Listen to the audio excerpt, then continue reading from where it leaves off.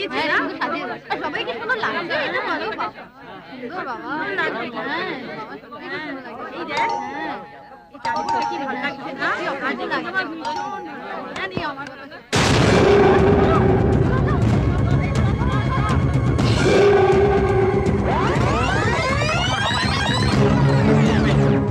তা তো হতে পারে না, আজ আপনাকে লিখে দিতেই হবে, না হলে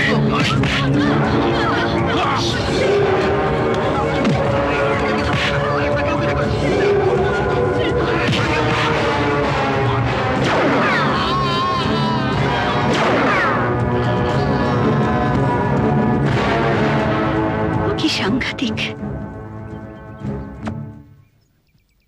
হ্যাঁ, সাংঘাতিক। এই সাংঘাতিক বিচার তো আদালত করবেই, কিন্তু তার আগে বিচার করতে হবে তোমাকে। আমাকে বিচার করতে হবে? হ্যাঁ, এটা কিভাবে হয়েছে তা তো তুমি দেখলে, এবং এটা করেছে আমাদের পুলিশ মন্ত্রী রণবীর চৌধুরীর একমাত্র ছেলে চাঁদু চৌধুরী। এখন তুমি বলো আমি কি করব?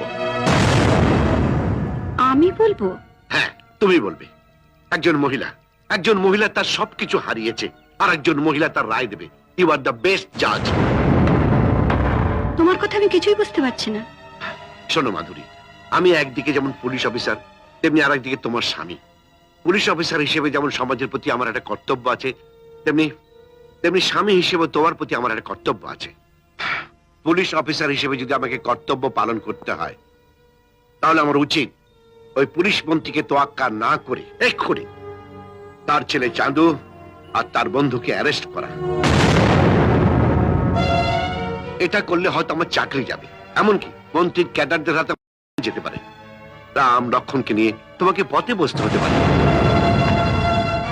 আর স্বামী হিসেবে যদি আমাকে কর্তব্য পালন করতে হয়, তাহলে দেশের 90% পুলিশ অফিসার যা করে আমাকে তাই করতে হবে। তোমার আর রাম লক্ষণের কথা চিন্তা করে ওই ক্যাসেটটা ভিসিআর থেকে বের করে ডাস্টবিনে ফেলে দিয়ে চুপচাপ বসে থাকতে হবে। তারপর যা হবার তাই হবে। প্রমাণের অভাবে ওই চাঁদু আমার হাতে আমার সমাজের বুকে দাপিয়ে বেড়ায়। রজতের সামনে তুমি বলেছিলে পুলিশ অফিসার হিসেবে যেমন আমার একটা কর্তব্য আছে, তেমনি স্বামী হিসেবে আমার একটা কর্তব্য আছে। তোমার কথা মেনে নেই বলছি। এবার তুমি বলো আমি কি করব?